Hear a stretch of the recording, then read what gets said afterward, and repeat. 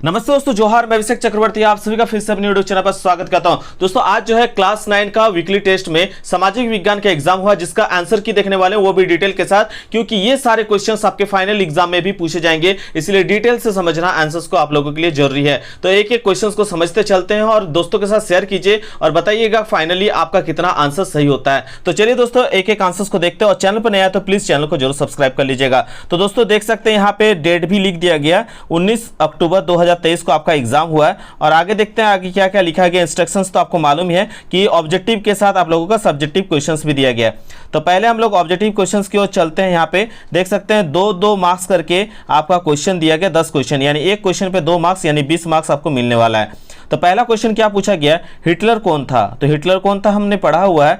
Hitler कौन था दोस्तों? जर्मनी का एक तानाशाह शासक था, एक डिक्टेटर था जर्मनी का। ठीक है, ये करेक्ट आंसर हो जाएगा। और जानते हैं इन्होंने वर्ल्ड वॉर 2 में कितना बड़ा जो है यहाँ पे इनका रोल प्ले था वर्ल्ड वॉर 2 में। ठीक है, जो द्वितीय विश्व युद्ध था उसमें इनका अहम भूमिका देखने को मिला था। चलिए आगे देखते हैं क्या पूछा गया क्वेश्चन पे।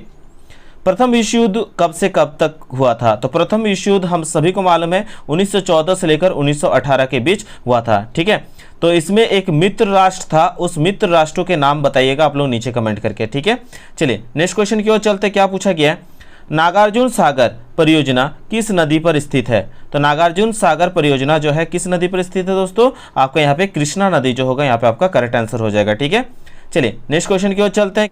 इसके बाद दोस्तों नेक्स्ट क्वेश्चन देख सकते हैं क्या पूछा गया है, निम्नांकित में कौन सी प्रायद्वीपीय भारत की सबसे बड़ी नदी है? तो प्रायद्वीपीय भारत के बारे में मैंने आप लोगों को समझाया हुआ था कि ऐसा भूभाग जो 3 तरफ से पानी से घिरा हुआ हो। तो हम लोगों ने देखा है कि इधर है आपका कौन सा, इधर है आपका अरब सागर, इधर कौन सा है अरब सागर, इधर हो गया आपका बंगाल की खाड़ी, इधर हो गया आपका बंगाल की खाड़ी, और नीचे में क्या है हिंद महासागर, नीचे में क्या है हिंद महासागर। तो यानी ऐसा भूभाग जो 3 तरफ से पानी से घिरा हो उसे हम प्रायद्वीप कहते हैं, उसे क्या कहते हैं प्रायद्वीप। और भारत का ऐसा भूभाग है जो 3 भाग से पानी से घिरा हो, इधर देख सकते हैं अरब, इधर आपका बंगाल की खाड़ी और नीचे हिंद महासागर। तो ये हो गया हमारा प्रायद्वीपीय भारत, ये क्या है प्रायद्वीपीय भारत। और इस प्रायद्वीपीय भारत में जो बहने वाली सबसे आपका बड़ी नदी है पूछा गया, तो हम सभी जानते हैं सबसे बड़ी नदी प्रायद्वीपीय भारत में बहने वाली वो कौन है? आपका गोदावरी नदी। तो आपका यहाँ पे गोदावरी नदी जो होगा आपका करेक्ट आंसर हो जाएगा, जिसे हम दक्षिण की गंगा के नाम से भी जानते हैं। जैसे हमारे यहाँ पे जो है गंगा नदी का धार्मिक मान्यताएं है, उसी तरह से दक्षिण भारत में लोग जो है जितना भी क्रियाक्रम करते हैं वो गोदावरी नदी पे जाके अधिकतर करते हुए देखने को मिलता है। ठीक है, यहाँ पे कॉन्सेप्ट क्लियर रखना है। और ऐसा भूभाग जो चारों तरफ से पानी से घिरा हुआ होता है उसे हम द्वीप कहते हैं। 3 भाग से घिरा होगा तो प्रायद्वीप, और चारों भाग से घिरा रहेगा तो उसको हम लोग द्वीप कहते हैं। ठीक है, हमारा भारत में भी 2 द्वीप है दोस्तों, इसको भी याद रख लीजिएगा। इधर की तरफ है देखिए, इधर की तरफ अंडमान निकोबार भी जो है चारों तरफ से पानी से घिरा हुआ है, और इधर जो है हमारा लक्षद्वीप जो है चारों तरफ से पानी से घिरा है। तो भारत का कितने द्वीप है? तो भारत का अपना 2 द्वीप है, एक आपका अंडमान निकोबार और दूसरा हो गया लक्षद्वीप, याद रखिएगा इसको। ठीक है, चलिए नेक्स्ट क्वेश्चन की ओर चलते हैं। नर्मदा नदी का उद्गम कहाँ से है? तो एकदम इजी क्वेश्चन पूछा है, नर्मदा नदी का उद्गम कहाँ से है? अमरकंटक से। दोस्तों अगर आप लोग डिटेल से पढ़ना चाहते हैं नीचे कमेंट कीजिएगा, एक एक चैप्टर को मैं डिटेल के साथ आप लोगों को लाइव क्लासेस के माध्यम से कराऊंगा। इसके लिए कोई भी चार्जेस नहीं देनी है, आप लोग फ्री ऑफ कॉस्ट रहेगा। तो दोस्तों यहाँ पे अमरकंटक जो होगा यहाँ पे आपका करेक्ट आंसर हो जाएगा। ठीक है, चलिए आगे देखते हैं क्या क्वेश्चन पूछा गया है। क्वेश्चन पूछा गया है कि युद्ध के मोर्चे पर सैनिकों के छिपने के लिए खोदे गए गड्ढे को क्या कहते हैं? तो आपका इसको क्या कहते हैं दोस्तों? खोदे गए गड्ढे को खंदक कहते हैं, मोक्ष कहते हैं। यहाँ पे आपका करेक्ट आंसर हो जाएगा। नेक्स्ट क्वेश्चन की ओर चलते हैं। हिटलर ने किस समुदाय पर अमानवीय अत्याचार किया? तो किस समुदाय पर किया था दोस्तों? आप सभी को मालूम है यहूदियों पर किया था। किस पर किया था? यहूदियों पर किया था। नेक्स्ट क्वेश्चन क्या पूछा गया दोस्तों, देख सकते हैं बोला गया भारत के किस राज्य की न्यूनतम प्रति व्यक्ति आय है, यानी लोएस्ट पर कैपिटल इनकम पूछा गया। पर कैपिटा इनकम होता है, यहाँ कैपिटल कर दिया गया, सुधार लीजिएगा। यहाँ पे हो जाएगा आपका बिहार जो होगा इसका करेक्ट आंसर हो जाएगा। ठीक है, नेक्स्ट क्वेश्चन की ओर चलते हैं। पूछा गया शहरी क्षेत्र में किस प्रकार की बेरोजगारी नहीं पाई जाती है पूछा गया। तो देखिए जो शहर में रहने वाले लोग हैं ना, उन लोगों में ज़्यादातर क्या होते हैं, लोग पढ़े लिखे होते हैं, और पढ़े लिखे होने के बावजूद भी वो बेरोजगार होते हैं, यानी शिक्षित बेरोजगार होते हैं। ठीक है, ये तो शहरों में पाया ही जाता है, यहाँ नहीं पूछा गया। दूसरा औद्योगिक बेरोजगारी, देखिए लोग लोगों का क्या दिक्कत होता है कि पढ़ने लिखने के बाद जो है लोग जो है वहाँ इंडस्ट्री बड़े बड़े होते हैं, कहीं कहीं नहीं भी होते हैं, तो उन लोग डिग्री हासिल करने के बाद भी वहाँ पे जो है लोग ज्वाइन नहीं कर पाते, यानी औद्योगिक बेरोजगारी भी वहाँ देखने को मिलता है। लेकिन यहाँ के लोग खेती बाड़ी तो करते हैं नहीं, तो यहाँ पे लोगों का कोई इफेक्ट नहीं पड़ता है मौसमी बेरोजगारी से। तो यहाँ नहीं पूछा है तो ये दोनों अगर है बोलता तो ये दोनों सही होता, लेकिन नहीं पूछा है तो ये मौसमी बेरोजगारी यहाँ पे करेक्ट हो जाएगा। ठीक है, मौसमी बेरोजगारी क्या होता है आप लोग नीचे कमेंट करके जरूर बताइएगा। सीजनल एम्प्लॉयमेंट जो होता है, अनएम्प्लॉयमेंट क्या होता है, नीचे कमेंट करके जरूर बताइएगा। चलिए देखते हैं आगे क्या क्वेश्चन पूछा गया। जनसंख्या को मानव पूंजी में बदलने का में किसका योगदान है? तो जनसंख्या को मानव पूंजी में बदलने का जो है किसका योगदान है, वो एजुकेशन भी हो जाएगा, ट्रेनिंग भी हो जाएगा, प्रशिक्षण भी, चिकित्सा सेवा, ये सभी जो होगा, ऑल ऑफ दिस जो होगा यहाँ पे आपका करेक्ट आंसर हो जाएगा। चलिए नेक्स्ट क्वेश्चन की ओर चलते हैं। अभी तक हम लोगों ने 10 क्वेश्चन कंप्लीट किया और हर एक क्वेश्चन 2 मार्क्स करके था, यानी 20 मार्क्स हो गए यहाँ पे। ठीक है, 20 मार्क्स में आपने कितना सही किया नीचे बताइएगा कमेंट करके। नेक्स्ट क्वेश्चन पूछा गया, प्रथम विश्व युद्ध के बाद जर्मनी किस गणराज्य का जन्म हुआ? तो हम सभी ने पढ़ा था वाइमर गणराज्य का जन्म हुआ था। याद रखिएगा, वाइमर गणराज्य का जन्म हुआ था। ठीक है, चलिए आगे क्वेश्चन क्या पूछा गया, तिब्बत में ब्रह्मपुत्र नदी को किस नाम से जाना जाता है या क्या कहा जाता है? तो हम सभी जानते हैं तिब्बत में जो है ब्रह्मपुत्र नदी को क्या कहा जाता है, सांगपो। क्या कहा जाता है, सांगपो। ठीक है, याद रखिएगा, सांगपो नदी। ठीक है, चलिए नेक्स्ट क्वेश्चन की ओर चलते हैं। सेक्शन आपका सी, सेक्शन सी में बोला गया है यहाँ पे आपका हर एक क्वेश्चन के लिए 3 मार्क्स दिया जाएगा, 2 क्वेश्चन है। तो पहला पूछा गया, संसाधन के रूप में लोग से आप क्या समझते हैं? What you understand by people as a resources?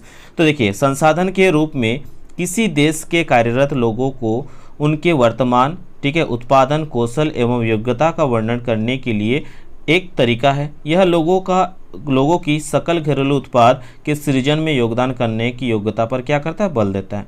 अन्य संसाधनों की भांति जनसंख्या भी जो है एक संसाधन है जिसे क्या कहा जाता है, मानव संसाधन कहा जाता है। इसका आंसर को आप लोग याद रखिएगा। ठीक है, चलिए नेक्स्ट क्वेश्चन की ओर चलते हैं।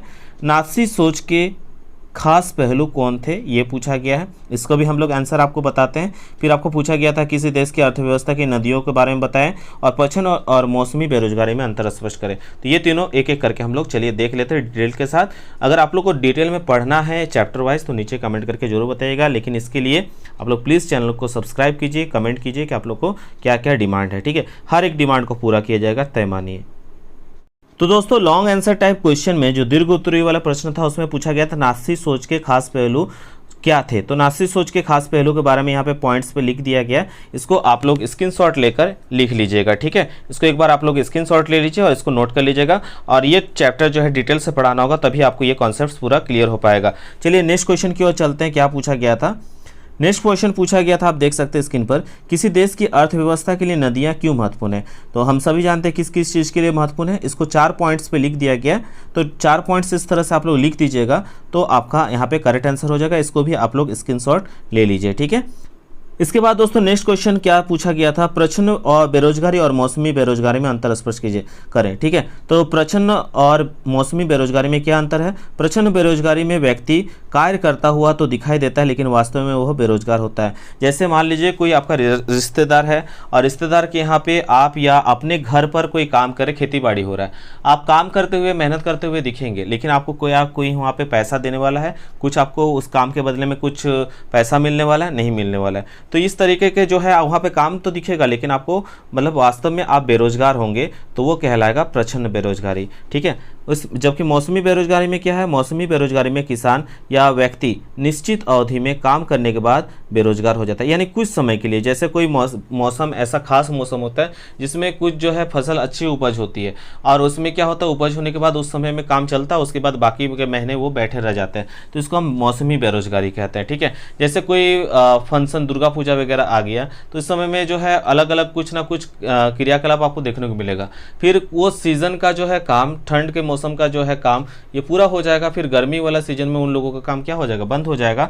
तो ये सब आएगा मौसमी बेरोजगारी, यानी कुछ समय के लिए होता है। ठीक है, और आगे देख सकते हैं क्या लिखा गया उसके बाद पॉइंट पे, प्रछन्न में ऐसी स्थिति जिसमें बेरोजगारी के आंकड़े द्वारा दर्शाए गए लोगों से कहीं अधिक संख्या में लोग क्या होता है, बेरोजगार होता है। ठीक है, रियल में बहुत ज़्यादा लोग इसमें बेरोजगार होते हैं। और इसमें मैंने बता दिया पूरा डिपेंड रहता है ऋतु पे परिवर्तन पर।